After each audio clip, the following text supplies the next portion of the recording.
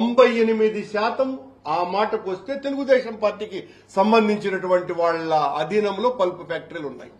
Pulp ఫ్యాక్టరీలు ఇప్పుడు ఆయన చెప్పినాడు, గత సంవత్సరమే ఉన్నటువంటి స్టాక్ ని ఏం చేయాలో తెలియని పరిస్థితుల్లో వాళ్లు ఉంటే నువ్వేం చేయాల? ప్రభుత్వం మద్దతు ధరను పెంచాల్సినటువంటి బాధ్యత నీకున్నదా లేదా? నువ్వెలా 4 రూపాయలు నేను మద్దతు ఇస్తానంటావు? నువ్వెందుకు 10 రూపాయల మద్దతు ఇవ్వలేవు? రైతులందరూ ఈ రోజు ఎందుకు ఆత్మహత్య చేసుకునేటువంటి పరిస్థితి వచ్చింది? వేలాది ట్రాక్టర్లు, టిప్పర్లు వీళ్ళ నిండా, లారీల నిండా రైతుల వెదలు చూస్తూ ఉంటే ఎంత బాధ కలుగుతుంది.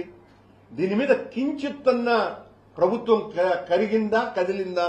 సాక్షాత్తు ముఖ్యమంత్రి చంద్రబాబు నాయుడు గారి సొంత జిల్లాలో ఈ రకమైనటువంటి దుస్థితి వేలాది మంది రైతులకు వస్తే దాని మద్దతు ధరను నేను మరింత ఇస్తాను అని చెప్పటం సరైనటువంటిదా కాదా? ఒకరోజు తూతూ మంత్రంగా కలెక్టర్ సమావేశం ఏర్పాటు చేసి ప్రభుత్వం ఇంత సబ్సిడీ ఇస్తుంది, మద్దతు ధర ఇస్తుంది, మీరు 4 రూపాయలు కొనుక్కోండి అని ఒక మాట అనేస్తే సరిపోద్దా? మీరు ప్రభుత్వమే దగ్గరుండి పల్ప్ ఫ్యాక్టరీల దగ్గర కొనించుకునే పరిస్థితి అన్నా చేయాలా? లేకపోతే నష్టపోతున్నటువంటి రైతులకు ఆ నష్టపోకుండా ఉండేటువంటి పరిహారం అన్నా ఇవ్వాలా? ఆ పరిహారము ఇవ్వలేదు. వీళ్లను ఒత్తిడి చేసి కొనుక్కోమని చెప్పినటువంటి పరిస్థితి లేదు.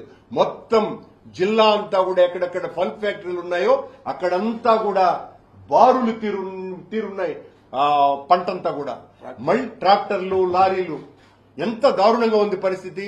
దానికి సమాధానం ఇవ్వవలసినటువంటి వాళ్ళు మాదే ప్రభుత్వం కాబట్టి మా వెనకాల మమ్మల్ని మోసే వాళ్ళు ఉన్నారని రామచంద్రారెడ్డి మీద దారుణమైనటువంటి కథనాలు రాశారు 2 రోజులు. ఆయనకు దానికి ఏం సంబంధం? ఏ రకంగా సంబంధం ఉన్నది?